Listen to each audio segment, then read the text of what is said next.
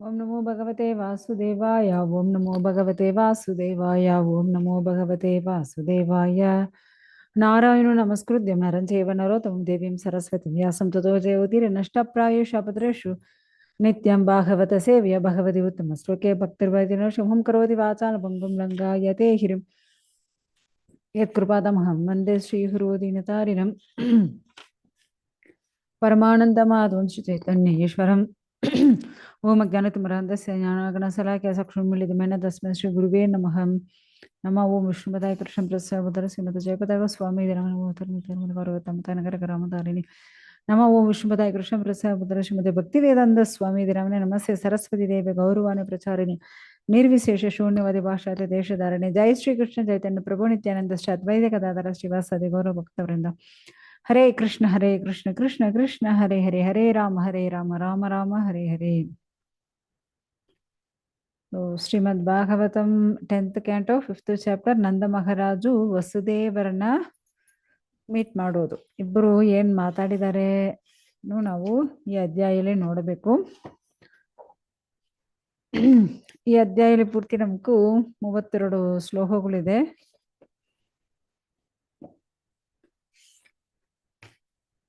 ಶುಭದೇವರು ಪರೀಕ್ಷಿತ್ ಮಹಾರಾಜ್ ಕೇಳ್ತಾ ಇದ್ದಾರೆ, ನಂದ ಮಹಾರಾಜ್ ಅವರು ಯಾವಾಗ ಅಷ್ಟು ಒಂದು ದಯಾಳ ಸ್ವಭಾವ ಇರೋರು, ಅಷ್ಟು ಒಳ್ಳೆ ಗುಣ ಇರೋರು. ಸೊ ಅದಕ್ಕೆ ಭಗವಂತ ದೇವೋತ್ತಮ ಪರಮ ಪುರುಷರು ಭಗವಂತ ಇವರಿಗೂ ಮಗುವಾಗ ಹುಟ್ಟಿದ್ದಾರೆ. ಸೊ ಇವಾಗ ಆ ಮಗುನ ನೋಡ್ಬಿಟ್ಟು ನಂದ ಮಹಾರಾಜ್ ಅಷ್ಟೊಂದು ಆನಂದದಲ್ಲಿ ಇದ್ರು ಅವರು. ಸೊ ಅಷ್ಟು ಪರ್ಫೆಕ್ಟ್ ಆಗ ಅವರು ಸ್ನಾನ ಮಾಡಿ ಡ್ರೆಸ್ ಚೆನ್ನಾಗಿ ಅಲಂಕಾರ ಮಾಡಿಕೊಂಡು ಅಲ್ಲಿ ಬಂದು ವೇದ ಮಂತ್ರಗಳು ಓದೋ ತರ ಅಲ್ಲಿ ಬಂದು ಯಜ್ಞಗಳು ದಾನಗಳು ಧರ್ಮಗಳು ಎಲ್ಲ ಮಾಡ್ತಾ ಇದ್ದಾರೆ. ಅಲ್ಲಿ ಎಲ್ಲಾ ಬ್ರಾಹ್ಮಣರುಗಳನ್ನು ಕರೆದು ಎಲ್ಲ ಬ್ರಾಹ್ಮಣರಿಗೂ ಅವರು ಅಷ್ಟು ಸಂಭಾವನೆ ಕೊಡ್ತಾ ಇದ್ದಾರೆ, ಅಷ್ಟು ಮರ್ಯಾದೆ ಕೊಡ್ತಾ ಇದ್ದಾರೆ. ಯಾಕಂದ್ರೆ ಇವಾಗ ಅವ್ರಿಗೂ ಮಹಾ ಹುಟ್ಟಿ ಬಿಟ್ಟಿದಾರಲ್ವಾ. ಸೊ ಅದಕ್ಕೆ ಆ ಜಾಗ ಪೂರ್ತಿ ಆ ತರ ಒಂದು ದೊಡ್ಡ ಫೆಸ್ಟಿವಲ್ ತರ ನಡೀತಾ ಇದೆ. ಅವ್ರು ಬಂದು ಋಷಿಗಳು ಮತ್ತೆ ಬ್ರಾಹ್ಮಣರುಗಳು ಮತ್ತೆ ದೇವರುಗಳು ಪಿತೃಗಳು ಎಲ್ಲರನ್ನೂ ತೃಪ್ತಿಪಡಿಸಬೇಕು, ಅದಕ್ಕೆ ಅವರು ಆ ತರ ಅವರು ಮಾಡ್ತಾ ಇದ್ದಾರೆ. ಸೊ ಮುಖ್ಯವಾಗಿ ನೀವು ನೋಡಿದರೆ ಜಾತಕರ್ಮ, ಸೊ ಜಾತಕರ್ಮ ಮಾಡಲೇಬೇಕು. ಇವಾಗ ನಾವು 16 ಸಂಸ್ಕಾರಗಳು ಇದಿರುತ್ತಲ್ವಾ, ಸೊ 16 ಸಂಸ್ಕಾರಗಳು. ಸೊ ಅಲ್ಲಿ ಬಂದು ಜಾತಕರ್ಮ ಇದೆ, ಒಕ್ಕಲು ಬಳ್ಳಿ ಕಟ್ ಮಾಡೋದು. ಸೊ ಅದು ತಂದೆ ಮಾಡ್ತಾರೆ. ಸೊ ಅದು ಬಗ್ಗೆ ಅದೆಲ್ಲ ಮಾಡಿ ಅಷ್ಟೊಂದು ಗ್ರ್ಯಾಂಡ್ ಫಂಕ್ಷನ್ ತರ ಅವರು ಮಾಡ್ತಾ ಇದ್ದಾರೆ. ಅವರು ನಂದ ಮಹಾರಾಜ್ ಏನ್ ಮಾಡ್ತಾರೆ, ಅಷ್ಟು ಒಳ್ಳೆ ಬಟ್ಟೆ ಎಲ್ಲ ಅವರು ಡ್ರೆಸ್ ಹಾಕೊಂಡು ಅಷ್ಟು ಏನು ಜ್ಯುವೆಲ್ಸು ಆಭರಣಗಳು ಅಷ್ಟು ಅಲಂಕಾರ ಮಾಡಿಕೊಂಡು ಅವರು 20 ಲಕ್ಷ ಹಸುಗಳು ನೋಡಿ, 20 ಲಕ್ಷ ಹಸುಗಳು ಅದು ಬಂದು ಅಷ್ಟು ಅಲಂಕಾರ ಸಿಲ್ಕ್ ಕ್ಲಾತ್ ಇಂದು ಮತ್ತೆ ಅದಕ್ಕೂ ಗೋಲ್ಡ್ ಜ್ಯುವೆಲ್ಸ್ ಎಲ್ಲ ಹಾಕಿ ಅದು ಕರುಗಳು ಜೊತೆಯಲ್ಲಿ ಅವರು 7 ಧಾನ್ಯ ಮೂಟೆಗಳು, 7 ಧಾನ್ಯ ಮೂಟೆ ಇಲ್ಲ, ಒಂದು ಬೆಟ್ಟೆ ತರ ಮಲೆ ಬೆಟ್ಟೆ ತರ ಅಷ್ಟು ದೊಡ್ಡ ದೊಡ್ಡ ಧಾನ್ಯ ಅದೆಲ್ಲ ಬಂದು ದಾನ ಕೊಡ್ತಾ ಇದ್ದಾರಂತೆ. 20 ಲಕ್ಷ ಹಸುಗಳು ಗೋಲ್ಡ್ ಜ್ಯುವೆಲ್ಸ್ ಹಾಕಿ ಮತ್ತೆ 7 ಟೈಪ್ಸ್ ಆಫ್ ಧಾನ್ಯಗಳು ಒಂದು ಬೆಟ್ಟೆ ತರ ಅಷ್ಟು ಎಲ್ಲಾನೇ ಅವ್ರು ಬಂದು ಏನೋ ದಾನ ಕೊಡ್ತಾ ಇದ್ದಾರೆ. ಯಾಕಂದ್ರೆ ಇಲ್ಲಿ ಅವ್ರಿಗೂ ಮಹಾ ಹುಟ್ಟುಬಿಟ್ಟಿದೆ.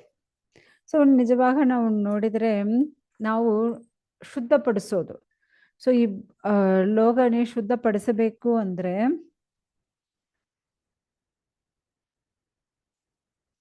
9 ಟೈಪ್ಸ್ ಆಫ್ ಶುದ್ಧಗಳು ಇರುತ್ತೆ. ಏನೇನು ಅದ ಬಗ್ಗೆ ನಾವು ನೋಡೋಣ. ನಾವು ಒಂದು ಇವಾಗ ವ್ಯವಸಾಯ ನೆಲ ಇರುತ್ತೆ ಅನ್ಕೊಂಡ್ಬಿಡಿ. ಸೊ ಆ ವ್ಯವಸಾಯ ನೆಲ ಇವಾಗ ಏನೋ ಈ ಯೂರಿಯಾ ಅದು ಇದು ಹಾಕಿ ಅದು ಪೂರ್ತಿ ಏನೋ ಕೆಮಿಕಲ್ ಇಂದು ಆ ಪೂರ್ತಿ ಜಮೀನು ಹಾಳಾಗಿದೆ, ಏನೂ ಉತ್ಪತ್ತಿ ಆಗಿಲ್ಲ ಅಂದ್ರೆ 1-2 ಬೋಹ ಬಿಟ್ಬಿಡ್ಬೇಕಂತೆ. ಇಲ್ಲಾಂದ್ರೆ 1 ವರ್ಷ ಸುಮ್ಮನೆ ಬಿಟ್ಬಿಡ್ಬೇಕು.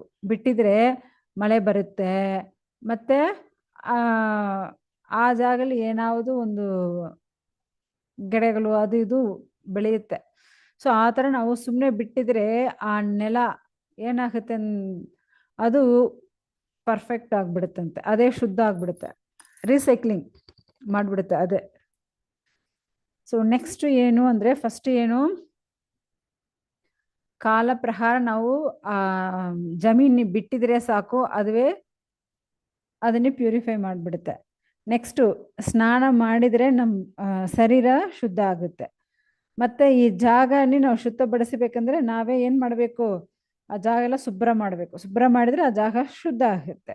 3 4 ವೇದ ಕ್ರಿಯೆಗಳಿಂದು, ವೇದಗಳು ಹೇಳ್ತಾರಲ್ವಾ, ಸೊ ಅದು ಇಂದು ಈ ವೇದಗಳು ಹೇಳೋ ಆ ಸಂಸ್ಕಾರ ಇಂದು ಒಬ್ಬನು ಹುಟ್ಟೋದು ಅದು ಬಂದು ಶುದ್ಧ ಆಗುತ್ತೆ. ಸೊ ಅದಕ್ಕೆ ಯಾರಾவது ಈ ಥರ ಹುಟ್ಟಿರುವಾಗ ಅಲ್ಲಿ ಬಂದು ನಾವು ಈ ಯಾಗ ಯಜ್ಞಗಳು ವೇದಗಳು ಓದೋದು, ಸೊ ಇದೆಲ್ಲ ನಾವು ಮಾಡಬೇಕು. ಆ ಥರ ಮಾಡಿದರೆ ಅದು ಬಂದು ಶುದ್ಧ ಆಗುತ್ತಂತೆ.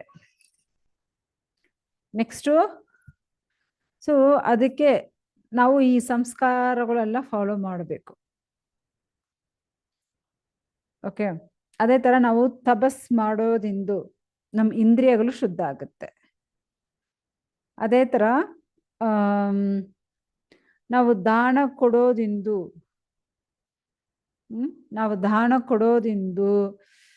ಬ್ರಾಹ್ಮಣರುಗಳು ಏನೋ ನಮ್ಮ ಐಶ್ವರ್ಯಗಳು ಶುದ್ಧ ಆಗುತ್ತೆ. ಇವಾಗ ನಮ್ಮ ಹತ್ರ ಇರೋ ಐಶ್ವರ್ಯಗಳು ಎಷ್ಟೋ ಕರ್ಮಗಳಿಂದ ಇರುತ್ತೆ. ಸೊ ಆ ಕರ್ಮಗಳೆಲ್ಲ ಹೋಗ್ಬೇಕಂದ್ರೆ ಬ್ರಾಹ್ಮಣರುಗಳಿಗೂ ಭಕ್ತರುಗಳಿಗೂ ಮತ್ತು ಈ ಥರ ಇರೋರಿಗೂ ದಾನ ಧರ್ಮಗಳು ಮಾಡಿದರೆ ಅದು ಶುದ್ಧ ಆಗುತ್ತಂತೆ. ಸೊ ಅದೇ ಥರ ನಮ್ಮ ಮನಸ್ಸು ಶುದ್ಧ ಆಗಬೇಕು ಅಂದರೆ ನಾವು ಸಾಕು ಮತ್ತೆ ನಮ್ಗೇನು ಬೇಕಾಗಿಲ್ಲ, ಇದೇ ಸಾಕು ಹೇಳ್ತೀವಿ ಅಲ್ವಾ, ಅದು ಆವಾಗ ನಮ್ಮ ಮನಸ್ಸು ಶುದ್ಧ ಆಗುತ್ತಂತೆ. ನೆಕ್ಸ್ಟು ಯಾವಾಗ ನಾವು ಸೆಲ್ಫ್ ರಿಯಲೈಸೇಷನ್ಗೆ ಏನು ಹೇಳ್ತಾರೆ, ವಾಟ್ ಇಸ್ ಸೆಲ್ಫ್ ರಿಯಲೈಸೇಷನ್? ಮಾತಾಡಿ, ಸೆಲ್ಫ್ ರಿಯಲೈಸೇಷನ್ ಕನ್ನಡ ಏನು ಹೇಳ್ತಾರೆ?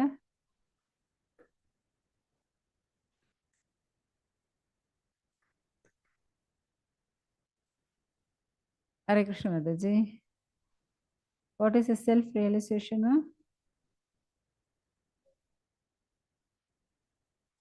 ಹರೇ ಕೃಷ್ಣ.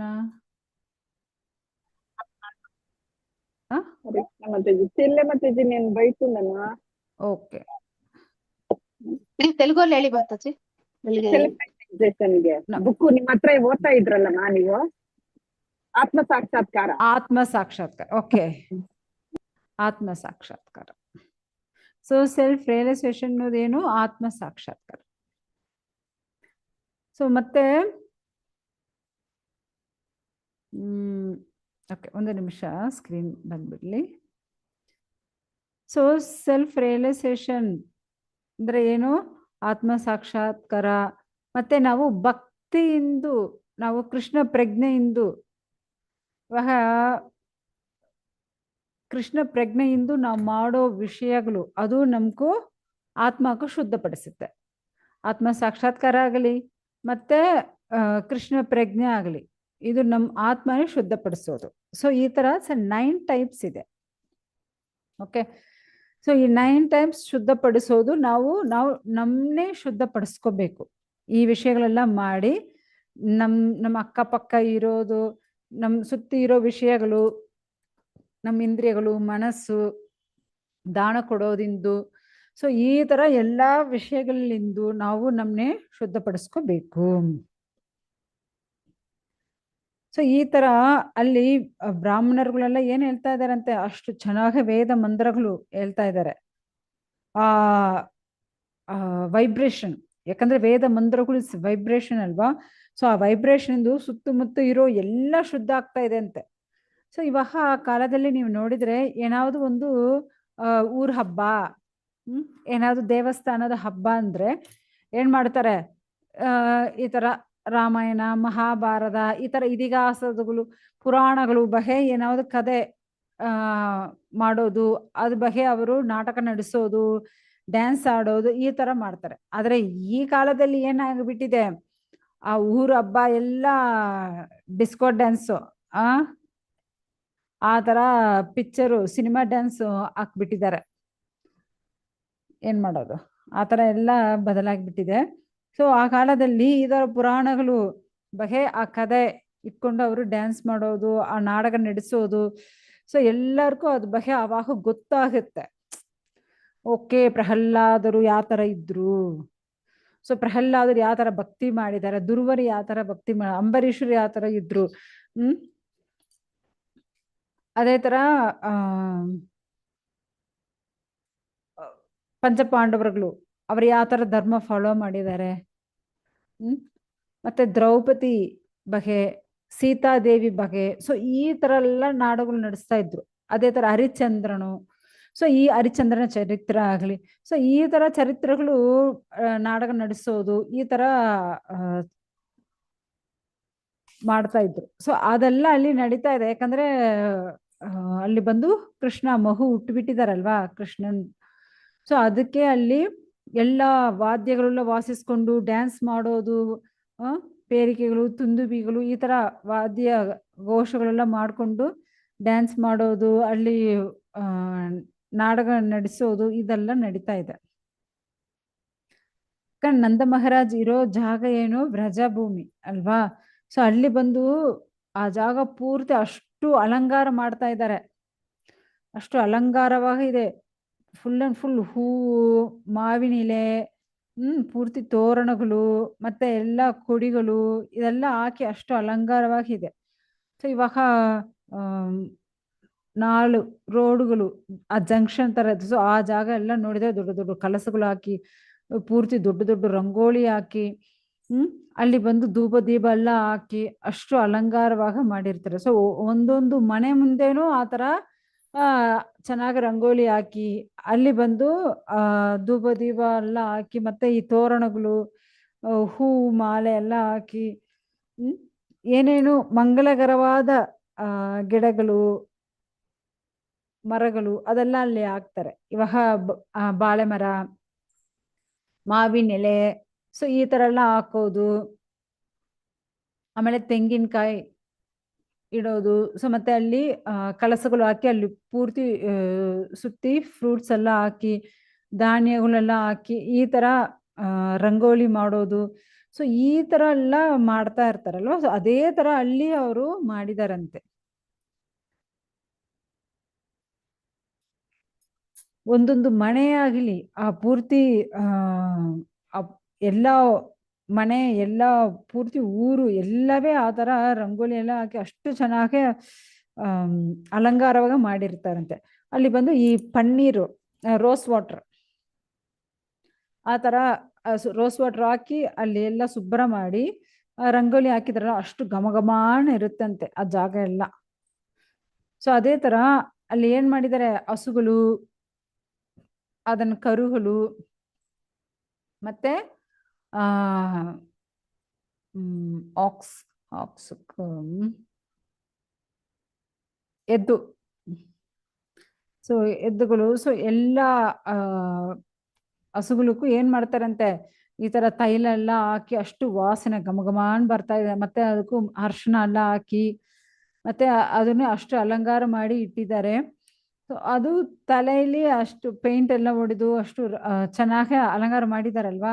ಅದು ತಲೆಯಲ್ಲಿನೇ ಅದಕ್ಕೆ ಬಂದು ಈ ಪೀಕಾಕ್ ಫೆದರು ಅದು ಇಡ್ತಾರಂತೆ. ಸೊ ಅದಕ್ಕೂ ಮಾಲೆ ಎಲ್ಲ ಹಾಕಿ, ಅದಕ್ಕೂ ತಂಗ ಆಭರಣಗಳು ನೋಡಿ, ಚಿನ್ನದ ಆಭರಣಗಳು, ಬಂಗಾರ ಆಭರಣಗಳು. ಬಂಗಾರ ಇವಾಗ ಎಷ್ಟು ರೇಟ್ ಇದೆ, ಚಿನ್ನ ಎಷ್ಟು ರೇಟ್ ಇದೆ ಅಲ್ವಾ. ಆದ್ರೆ ಇವಾಗ ನೋಡಿ ಹಸುಗಳಿಗೂ ಚಿನ್ನ ಹಾಕಿ ಏನು ಚಿನ್ನ ಜ್ಯುವೆಲ್ಸ್, ಗೋಲ್ಡ್ ಜ್ಯುವೆಲ್ಸ್ ಎಲ್ಲ ಹಾಕಿರ್ತಾರೆ. ಸೊ ಅದೇ ತರ ಅಲ್ಲಿ ನೋಡಿ ಹಸುಗಳಕ್ಕೆ ಅಷ್ಟು ಗೋಲ್ಡ್ ಜ್ಯುವೆಲ್ಸ್ ಹಾಕ್ತಾರೆ ಅಂದ್ರೆ ಮತ್ತೆ ಅವರೆಲ್ಲ ಎಷ್ಟು ಜ್ಯುವೆಲ್ಸ್ ಹಾಕಿರ್ಬೋದು ಅಲ್ವಾ. ಸೊ ಪರೀಕ್ಷಿತ್ ಮಹಾರಾಜನೇ ಅಲ್ಲಿ ಇರೋ ಆ ಗೋಪಿಯರ್ಗಳು ಆ ಗೊಲ್ಲರುಗಳು ಅಲ್ವಾ ಅವರೆಲ್ಲ ಅಷ್ಟು very rich ornaments jewels very very rich jewels ಎಲ್ಲ ಹಾಕೊಂಡಿರ್ತಾರಂತೆ. ಅದೇ ತರ ಅವರು ಮೇಲ್ಗಡೆ ಹಾಕೊಳ್ಳೋ ಬಟ್ಟೆ ಆಗ್ಲಿ ಮತ್ತೆ ಅವರು ತಲೆಗೆ ಹಾಕೊಳ್ಳೋ ಆ ತಲೆಗೆ ಹಾಕೊಳ್ಳೋ ತಲೆಪಾಗ್ಯಕ್ಕೆ ಏನ್ ಹೇಳ್ತಾರೆ ಮತ್ತೆ ತಲೆಪಾಗೆ ಏನ್ ಹೇಳ್ತಾರಾ ಆ ತಲೆಪಾಗ್ಯಕ್ಕೆ ಏನ್ ಹೇಳ್ತಾರೆ ಮಾತಾಜಿ? ಅದು ಬಂದು ತಮಿಳು ತಲೆಪಾಗೆ ಅನ್ನೋದು. ಕನ್ನಡ ಏನ್ ಹೇಳ್ತಾರೆ Mataji? Papdi but. Papdi but. Hmm. Okay. So ಇದೆಲ್ಲ ರಿಚ್ ವೆರಿ ಕಾಸ್ಟ್ಲಿ ಕ್ಲಾತ್ ಇಂದು ಮಾಡಿರೋ ಪಾಪಡಿ ಬಟ್ಟು ಮತ್ತೆ ಅವ್ರು ಹಾಕೊಂಡಿರೋ ಡ್ರೆಸ್ಸುಗಳು ಎಲ್ಲ ಅಷ್ಟು ಚೆನ್ನಾಗಿದೆ ಅಂತೆ. ಅವರೆಲ್ಲ ಅಷ್ಟು ಚೆನ್ನಾಗ ಆಭರಣಗಳು ಜ್ಯುವೆಲ್ಸ್ ಎಲ್ಲ ಹಾಕೊಂಡಿರ್ತಾರೆ ಅವರು. ಮತ್ತೆ ಈ ತರ ಅಲಂಕಾರ ಮಾಡಿಕೊಂಡು ಎಲ್ಲಿ ಬರ್ತಾರೆ ಅಂದ್ರೆ ಅವರು ಎಲ್ಲಿ ಬರೋದು? ಅಲ್ಲಿ ಎಲ್ಲ ಕೃಷ್ಣನ ನೋಡಕ್ಕೆ ಬರ್ತಾ ಇದ್ದಾರೆ. ಸಾಕ್ಷಾತ್ ಆ ದೇವೋತ್ತಮ ಪರಮ ಪುರುಷನ ನೋಡಕ್ಕೆ ಬರ್ತಾ ಇದ್ದಾರೆ.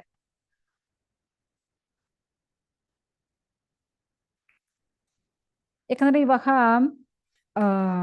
ಒಬ್ಬರಿಗೂ ಮಗು ಹುಟ್ಟಿದೆ ಇಲ್ಲಂದ್ರೆ ಅವ್ರ ಮನೇಲಿ ಫಂಕ್ಷನು ಅಂದ್ರೆ ಏನ್ ಮಾಡ್ತಾರೆ, ಎಲ್ಲ ಹೆಂಗಸರು ಚೆನ್ನಾಗ ಡ್ರೆಸ್ ಮಾಡ್ಕೊಂಡು ಅಲಂಕಾರ ಮಾಡ್ಕೊಂಡು ಎಲ್ಲರೂ ಓಡಾಡ್ತಾರೆ ಆ ಮಗುನಿ ನೋಡಕ್ಕೆ ಮತ್ತೆ ಅದಕ್ಕೂ ಇದರ ಗಿಫ್ಟ್ ಕೊಡಕ್ಕೆ. ನಾರ್ಮಲ್ ಆಗಿ ನೀವು ನೋಡಿದ್ರೆ ಮನೆಯಲ್ಲಿ ಏನೋ ಒಂದು ಡ್ರೆಸ್ ಹಾಕೊಂಡು ತಲೆಯಲ್ಲಿ ಒಂದು ಏನೋ ಒಂದು ಬ್ಯಾಂಡ್ ಹಾಕೊಂಡು ಅವ್ರ ಬಾಟೆ ಮನೆ ಕೆಲಸ ಮಾಡ್ತಾ ಇರ್ತಾರೆ. ಅದೇ ಏನಾವುದು ಈ ತರ ಆಚೆ ಹೋಗ್ಬೇಕು ಏನೋ ಒಂದು ಫಂಕ್ಷನ್ಗೆ ಹೋಗ್ಬೇಕಂದ್ರೆ ಅಷ್ಟು ಚೆನ್ನಾಗ ರೆಡಿ ಆಗ್ತಾರೆ ಡ್ರೆಸ್ಸು. ಹೊಸವಾಗ ಅದೇನು ಸಿಲ್ಕ್ ಸ್ಯಾರೀಸ್ ಹಾಕೊಳ್ತಾರೆ, ಇಟ್ಸ್ ವೆರಿ ಕಾಸ್ಟ್ಲಿ ಡ್ರೆಸ್ಸಸ್ಸು ಮತ್ತೆ ಜ್ಯುವೆಲ್ಸ್ ಎಲ್ಲ ಹಾಕೊಂಡು ಅಷ್ಟು ಅಲಂಕಾರವಾಗ ಏನು ಮೇಕಪ್ ಎಲ್ಲ ಮಾಡಿಕೊಂಡು ಚೆನ್ನಾಗೆ ಹೋಗ್ತಾರಲ್ವಾ. ಸೊ ಆ ತರ ಅಲ್ಲಿರೋ ಎಲ್ಲಾ ಗೋಪಿಯರ್ಗಳು ಅಷ್ಟು ಚೆನ್ನಾಗಿ ಒಳ್ಳೆ ಡ್ರೆಸ್ ಎಲ್ಲ ಹಾಕೊಂಡು ಅಷ್ಟು ಚೆನ್ನಾಗಿ ಅವರು ಅಲಂಕಾರ ಎಲ್ಲ ಮಾಡ್ಕೊಂಡು ಎಲ್ಲರೂ ಈ ತರ ಗಿಫ್ಟ್, ಯಾಕಂದ್ರೆ ಮಗು ಹುಟ್ಟಿದೆ ಅಲ್ವಾ. ಸೊ ಆ ಮಗು ಕೊಡಕ್ಕೋಸ್ಕರ ಯಶೋದಾಕ್ ನಂದ ಮಹಾರಾಜ ಕೊಡಕ್ಕೋಸ್ಕರ ಅವರು ಗಿಫ್ಟ್ ಎತ್ಕೊಂಡು ಬರ್ತಾರೆ. ಆದ್ರೆ ಇವಾಗೆಲ್ಲ ಏನ್ ಮಾಡ್ತಾರೆ, ಅವ್ರ ಮನೆಗೆ ಏನಾவது ಗಿಫ್ಟ್ ಅವ್ರಿಗೆ ಇಷ್ಟ ಆಗಿಲ್ಲ ಅಂದ್ರೆ ಮತ್ತೆ ಯಾರಿಗಾದ್ರು ಫಂಕ್ಷನ್ ಬರ್ತಾ ನೋಡಿ ಅವ್ರಿಗೆ ಇದೆ ನಾವು ಗಿಫ್ಟ್ ಮಾಡಿಬಿಡೋಣ. ಯಾಕಂದ್ರೆ ಇವ್ರಿಗೆ ಅದು ಇಷ್ಟ ಆಗಲ್ಲ, ಯಾರೋ ಕೊಟ್ಟಿರೋ ಗಿಫ್ಟ್ ಇವ್ರಿಗೆ ಇಷ್ಟ ಆಗಿಲ್ಲ ಮತ್ತೆ ಅದು ಮತ್ತವ್ರು ಕೊಟ್ಬಿಡ್ತಾರೆ. ಸೊ ಆ ತರ ಇಲ್ಲಿ ಏನ್ ಮಾಡ್ತಾರೆ ಎಲ್ಲರೂ ಆ ತರ ಎಲ್ಲ ಇವರು ಏನು ಯೂಸಬಲ್ ಥಿಂಗ್ಸ್, ಅದು ವೇಸ್ಟ್ ಥಿಂಗ್ಸ್ ಗಿಫ್ಟ್ ಕೊಡಲ್ಲ. ಸೊ ಯೂಸಬಲ್ ಅವ್ರಿಗೆ ಬಂದು ಯೂಸ್ ಆಗುತ್ತೆ ಆ ತರ ಗಿಫ್ಟ್ ಕೊಡಬೇಕು. ಸೊ ಇವರೆಲ್ಲ ಆ ತರ ಒಂದು ಗಿಫ್ಟ್ ಎತ್ಕೊಂಡು ಬರ್ತಾರೆ. ಯಾಕಂದ್ರೆ ಅವರೆಲ್ಲ ಈ ನೆಯ್ಯಿ ತುಪ್ಪ ಬೆಣ್ಣೆ ಇದೆಲ್ಲ ತಿಂದಿದಾರಲ್ವಾ. ಸೊ ಸ್ವಲ್ಪ ಗುಂಡಾಗಿರ್ತಾರಂತೆ.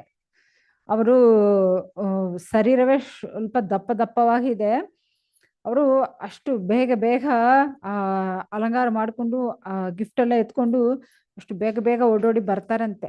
ಓಡೋಡಿ ಬರುವಾಗ ಅವರು ಗುಂಡಾಗಿರೋದ್ರಿಂದ ಅಷ್ಟು ಆ ತರ ಬರೋದೆಲ್ಲ ಇಲ್ಲಿ ನಮಗೂ ವರ್ಣನೆ ಕೊಟ್ಟಿದ್ದಾರೆ. ಅದೇ ತರ ಗೋಪಿಯರ್ಗಳು ಅವರ ಕಿವಿಗಳಲ್ಲಿ ದೊಡ್ಡ ಅದೇನೇನದು ಜಿಮಿಕಿಗಳು ಹಾಕೊಂಡಿರುತ್ತಾರೆ.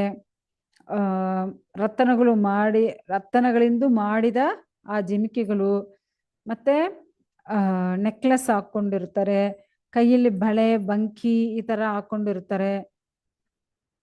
ಅವರ ಡ್ರೆಸ್ ಎಲ್ಲ ಅಷ್ಟು ಚೆನ್ನಾಗಿರುತ್ತಂತೆ. It's very costly dress and it's very colourful. So ಅಷ್ಟು ಚೆನ್ನಾಗಿರುತ್ತೆ. ಮತ್ತೆ ಅವರು ಕೂದಲು ನಾರ್ಮಲ್ ಆಗ ಮನೇಲಿರುವಾಗ ಕೂದಲು ಜಡ ಹಾಕಿ ಹೂ ಇಟ್ಕೊಳ್ಳಕ್ಕೆ ಟೈಮ್ ಇರಲ್ಲ, ಅಷ್ಟು ಕೆಲಸಗಳು ಇರುತ್ತೆ. ಆದ್ರೆ ಇವಾಗ ಅಷ್ಟು ಚೆನ್ನಾಗಿ ಅವರು ಅಲಂಕಾರ ಮಾಡಿಕೊಂಡು ಕೂದಲಿಲಿ ಹೂವೆಲ್ಲ ಹಾಕೊಂಡು ಬರ್ತಾರೆ ಅವರು. ಅದೇ ತರ ಅವರು ಏನೇನೋ ಜ್ಯುವೆಲ್ಸ್ ಎಲ್ಲ ಮೆನಿ ಟೈಪ್ಸ್ ಆಫ್ ಜ್ಯುವೆಲ್ಸ್ ಎಲ್ಲ ಹಾಕೊಂಡಿರ್ತಾರೆ. ಸೊ ಅವರ ಅಲಂಕಾರ ನೋಡುವಾಗ ಅಷ್ಟು ಚೆನ್ನಾಗಿದೆ ಅಂತೆ. ಅದೇ ತರ ಅಲ್ಲಿ ಆ ಗೋಪರ್ಗಳು ಗೋಪಿಯರ್ಗಳು ಅವ್ರ ಮಕ್ಕಳು ಎಲ್ಲರೂ ಓಡೋಡಿ ಬರ್ತಾರೆ. ಯಾಕಂದ್ರೆ ಎಷ್ಟೋ ವರ್ಷ ಆಯ್ತು ಇವ್ರಿಗೆ ಮದುವಾಗಿ, ಆದ್ರೆ ಇವಾಗ ಅವ್ರಿಗೆ ಮಗು ಹುಟ್ಟಿದೆ ಅಲ್ವಾ, ಕೃಷ್ಣ ಹುಟ್ಟಿದಾನೆ.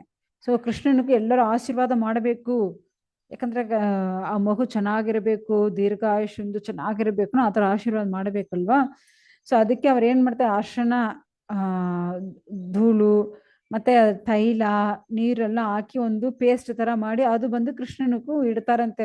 ಓ ಈ ಮಗು ಚೆನ್ನಾಗಿರ್ಬೇಕು, ದೀರ್ಘಾಯುಷ್ಯಂದು ಚೆನ್ನಾಗಿ ಆರೋಗ್ಯವಾಗಿರ್ಬೇಕು, ಆ ತರ ಆಶೀರ್ವಾದ ಮಾಡ್ತಾರಲ್ವಾ. ಆ ತರ ಆಶೀರ್ವಾದ ಮಾಡಕ್ಕೋಸ್ಕರ ಅದೆಲ್ಲ ಎತ್ಕೊಂಡು ಬರ್ತಾರೆ. ಈ ಪ್ರಪಂಚದಲ್ಲಿ ಈ ಒಂದು ಪ್ರಪಂಚ ಮಾತ್ರ ಇಲ್ಲ, ಎಲ್ಲಾ ಪ್ರಪಂಚಕ್ಕೂ ಸರ್ವವ್ಯಾಪಿ ಯಾರು, ಸಾಕ್ಷಾತ್ ಶ್ರೀ ಕೃಷ್ಣರು, ಅವನೇ ಪುರುಷೋತ್ತಮನು. ಸೊ ಆ ತರ ಇರೋ ಆ ಭಗವಂತ ಇವಾಗ ಆ ಭಗವಂತನೇ ಎಲ್ಲರೂ ಆಶೀರ್ವಾದ ಮಾಡ್ತಾರೆ. ಇವನು ಚೆನ್ನಾಗಿರಬೇಕು, ಚೆನ್ನಾಗಿ ಬೆಳಿಬೇಕು, ಯಾವ ಒಂದು ವ್ಯಾಧಿ ಬರಬಾರದು, ಆ ಥರ ಎಲ್ಲ ಅವನಿಗೂ ಆಶೀರ್ವಾದ ಮಾಡ್ತಾ ಇದ್ದಾರೆ. ಸೊ ಮತ್ತೆ ಗೋಪಿಯರ್ಗಳು ಏನ್ ಮಾಡ್ತಾರಂತೆ, ಇವಾಗ ಖುಷಿ ಬಂದ್ಬಿಟ್ಟಿದ್ರೆ ಏನ್ ಮಾಡ್ತಾರೆ, ಒಬ್ಬರ ಮೇಲ್ಗಡೆ ಒಬ್ಬರು ಈ ರಂಗಿನ ತೂಳು ಹಾಕ್ತಾರಲ್ವಾ. ಇವಾಗ ಹೋಲಿ ಟೈಮಲ್ಲಿ ರಂಗಿನ ಧೂಳು ಎಲ್ಲ ಹಾಕ್ತಾರೆ. ಆ ತರ ಇವರೇನ್ ಮಾಡ್ತಾರಂತೆ, ಮೊಸರು ಕಟ್ಟಿ ಆಗ ಇರೋ ಹಾಳು, ಬೆಣ್ಣೆ, ನೀರು, ಸೊ ಈ ತರ ಎಲ್ಲ ಎಷ್ಟು ಚೆನ್ನಾಗಿ ಅಲಂಕಾರ ಮಾಡ್ಕೊಂಡು ಬಂದ್ರು. ಆದ್ರೆ ಇವಾಗ ನೋಡಿ ಅದೆಲ್ಲ ಒಬ್ಬರ ಮೇಲ್ಗಡೆ ಒಬ್ಬರು ಬಿಸಾಕೊಂಡು ಹಾಕೊಂಡು ಅವರು ಅಷ್ಟು ಚೆನ್ನಾಗ ಮಜಾಕ್ ಹೊಡಿತಾ ಇದ್ದಾರೆ. ಏನ್ ಮಾಡೋದು, ಅಷ್ಟು ಅಲಂಕಾರ ಮಾಡ್ಕೊಂಡು ಬಂದು ಇಲ್ಲಿ ಬೆಣ್ಣೆ ಮತ್ತೆ ಮೊಸರು, ಹಾಲು ಅದೆಲ್ಲ ಹಾಕಿ ನಗ್ತಾ ಇದ್ದಾರೆ, ಅಷ್ಟು ಖುಷಿ ಖುಷಿಯಾಗಿ ಮಾಡ್ತಾ ಇದ್ದಾರೆ. ಸೊ ಇವಾಗ ಅಷ್ಟು ಒಂದು ದಯಾಳ ಗುಣ ಇರೋರು ಆ ನಂದ ಮಹಾರಾಜ್. ಇವಾಗ ಅವರು ಅದದು ಅವ್ರಿಗೇನು ಅಂದ್ರೆ ಭಗವಂತನೇ ತೃಪ್ತಿಪಡಿಸ್ಬೇಕು, ಮತ್ತೆ ಅಲ್ಲಿ ಬರೋ ಎಲ್ಲರನ್ನೂ ತೃಪ್ತಿಪಡಿಸ್ಬೇಕು, ಮತ್ತೆ ಪಿತೃಗಳನ್ನ ತೃಪ್ತಿಪಡಿಸ್ಬೇಕು, ಮತ್ತೆ ಸೂದರ್ಗಳು, ಮಾಗದರ್ಗಳು, ಸೊ ಇವರ ಎಲ್ಲರೂ ಯಾವ್ದು ಇವರೆಲ್ಲ ಏನ್ ಜಾತಿ ಆಗಿರ್ಲಿ ಏನಾಗಿರ್ಲಿ, ಆದ್ರೆ ಇಲ್ಲಿ ನಮ್ಮ ಮನೆಗೆ ಬಂದ್ಮೇಲೆ ಎಲ್ಲರೂ ನಾವು ತೃಪ್ತಿಪಡಿಸಬೇಕು, ಅವ್ರಿಗೆ ಏನ್ ಬೇಕಾಗುತ್ತೋ ಅದೆಲ್ಲ ನಾವು ಕೊಟ್ಟಿ ಕಳಿಸಬೇಕು. ಅವ್ರು ಅಷ್ಟು ಉತ್ಸಾಹವಾಗ ಯಾರಿಗೆ ಏನೊಂದು ಕೊರತೆ ಬರಬಾರ್ದು ಆ ತರ ನೋಡ್ಕೊಳ್ತಾ ಇದ್ದಾರೆ. ಸೊ ಯಾಕಂದ್ರೆ ಅಲ್ಲಿ ಬಂದು ಆ ಮನೆಯಲ್ಲಿ ರೋಹಿಣಿಯೂ ಇದ್ದಾರೆ, ವಸುದೇವನ ಒಂದು ಹೆಂಡತಿ ರೋಹಿಣಿ, ಅವ್ರಿಗೆ ಬಲರಾಮ್ ಹುಟ್ಟಿದಾರಲ್ವಾ. ಸೊ ಅವರು ಇದ್ದಾರೆ ಅಲ್ಲಿ. ಸೊ ಅವ್ರೇನ್ ಮಾಡ್ತಾರಂತೆ, ಅವರು ಬಂದು ಇವಾಗ ರಿಟರ್ನ್ ಗಿಫ್ಟ್ ಕೊಡ್ತಾರಲ್ಲ, ಇವಾಗ ಬರೋರೆಲ್ಲ ಗಿಫ್ಟ್ ಕೊಡ್ತಾರೆ, ಅದೇ ತರ ಮತ್ತೆ ಅವರು ಊಟ ಮಾಡಕ್ಕಾಗ್ಲಿ ಊಟ ಮಾಡಿಬಿಟ್ಟು ಹೋಗುವಾಗ ಅವ್ರಿಗೆ ರಿಟರ್ನ್ ಗಿಫ್ಟ್ ಕೊಡ್ತಾರೆ. ಸೊ ಆ ತರ ಆ ಊಟ ಅಷ್ಟು ಚೆನ್ನಾಗಿರ್ಬೇಕು ನೋಡಿ ನೋಡಿ ಅವ್ರಿಗೆ ಬಂದು ಅಡಿಗೆ ಮಾಡಿ ಬಡಿಸ್ತಾರಂತೆ. ಅದೇ ತರ ಅವ್ರಿಗೂ ಕೊಡೋ ರಿಟರ್ನ್ ಗಿಫ್ಟ್ಗೂ ಅವ್ರು ಬಂದು ಅಷ್ಟು ಸೇವೆ ಮಾಡ್ತಾ ಇದ್ದಾರೆ. ಸೊ ಆ ತರ ಎಲ್ಲರೂ ಸಂತೋಷ ಪಡಿಸ್ಬೇಕು, ಒಬ್ಬರು ಯಾವೊಂದು ಕೊರತೆ ಹೇಳಬಾರ್ದು. ಆ ತರ ಏನ್ ಮಾಡ್ತಾರಂತೆ, ಎಲ್ಲರೂ ಬಂದಿರೋ ಗೋಪುರಗಳಿಗೂ ಗೋಪಿಯರ್ಗಳಿಗೂ ಬ್ರಾಹ್ಮಣರ್ಗಳಿಗೂ ಋಷಿಗಳಿಗೂ ಮತ್ತೆ ಇರೋ ಜಾತಿ ವರ್ಣ ಎಲ್ಲರಿಗೂ ಅವರು ಬಂದು ಅಷ್ಟು ಚೆನ್ನಾಗಿ ನೋಡ್ಕೊಳ್ತಾ ಇದ್ದಾರೆ. ಓಕೆ, ಇವಾಗ ಏನಾದ್ರು ಪ್ರಶ್ನೆ ಇದ್ರೆ ಕೇಳ್ಬೋದು.